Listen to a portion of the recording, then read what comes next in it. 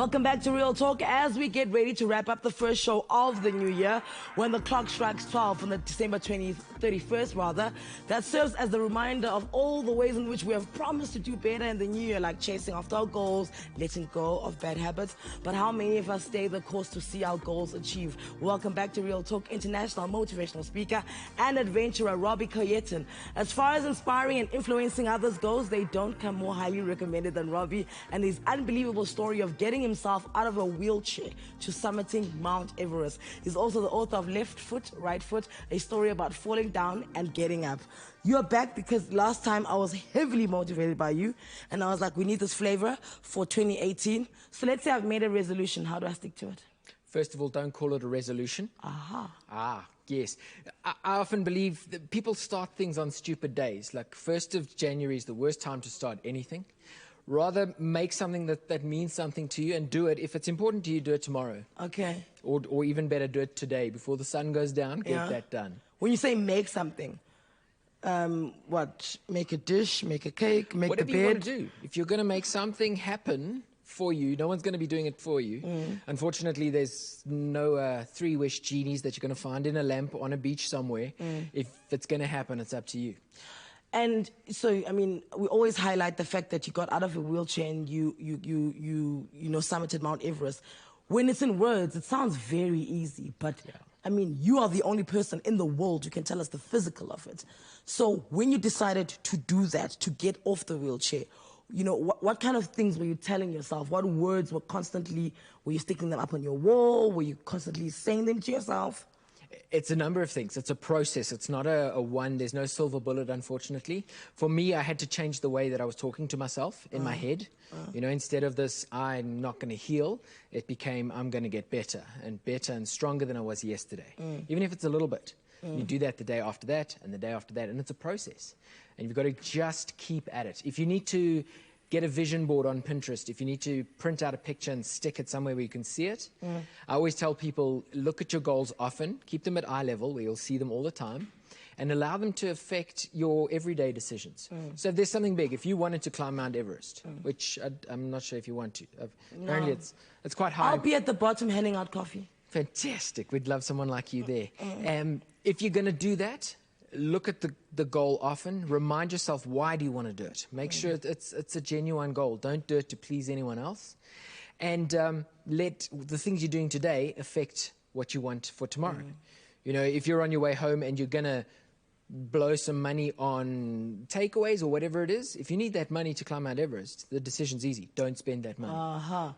You know, so let the big picture determine the little bits that are happening now, today.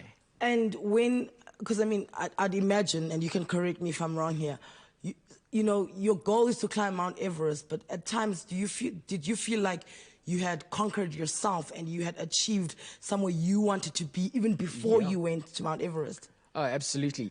The entire process is a growth process, which is so nice because, first of all, you go through phases. You tell everyone, I'm going to go climb the highest mountain in the world, and they tell you you're crazy or you're stupid or irresponsible. And that in itself is a test. You've got to remind yourself that you're doing it for you and not them. And then you carry on to the next phases, which is physical training, mental training, and motivating yourself is a skill you actually have to learn. Just like your muscles improve at a gym, your motivation skills need to be worked out every single day. Otherwise, they do fade away. So your brain, your head, your mind is a muscle that you constantly need to train every day to say self-affirming things to you. Otherwise, you're working backwards. Sure. You tell yourself something enough times, you'll actually start to believe it. And very often, people will do that very easily with the negative stuff. Oh, I could never do that. I'm this, or I'm too old, or I'm too short, or I'm too, I'm from a poor family, or I'm from a history of bad business people. I could never do that. But when it comes to the can-do stuff, you forget that tell yourself enough times and you'll get it right. You said something quite poignant where you said, you'll tell someone you're going to do something. They're like, oh, you could never do that. I'm very much, aware of people who are in your life, but you don't realize that they're not serving your purpose. Now, when it comes to removing them, what's your process? So we all know about bucket lists. Have you ever heard of a chucket list? Oh, no. That's all the things you need to get rid of. So these people that are in your life that are always there to just tell you all the reasons why you can't do something, chuck them out. get rid of them. Those things you keep telling yourself to give yourself some hurdles, chuck those out. I always tell people that I was told by a doctor that I'd never climb again and I wouldn't be able to run. So after climbing Mount Everest, I did the Ironman. Just because, just to prove him wrong. Because I didn't like other people deciding what my limitations were. Did you go back to that doctor? No, he moved to Australia, luckily. No, should have posted him something. Be like, here you go. I wanted to send him my medal from Ironman with a little jar of Vaseline. But I never got around to doing that, which would have been really great. And I mentioned it in the book, leave my limitations up to me. And you do. You decide what it is and what it isn't. Oh, can we take that? Can that be our mantra for 2018? Sure. Leave my limitations up to me. For sure. And you can move them as far away as you want, or you can keep them nice and close. Well, not nice and close, but if it's important to you, you'll find a way. Not so important, I'm sure you'll find an excuse. Robbie, we'll leave it right there.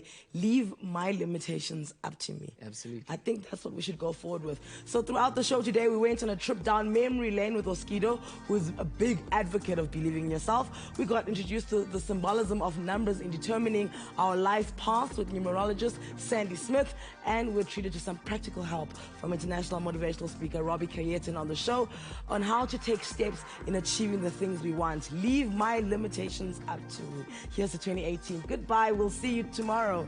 Like next year. Not quite. Okay, tomorrow on the 2nd. Bye.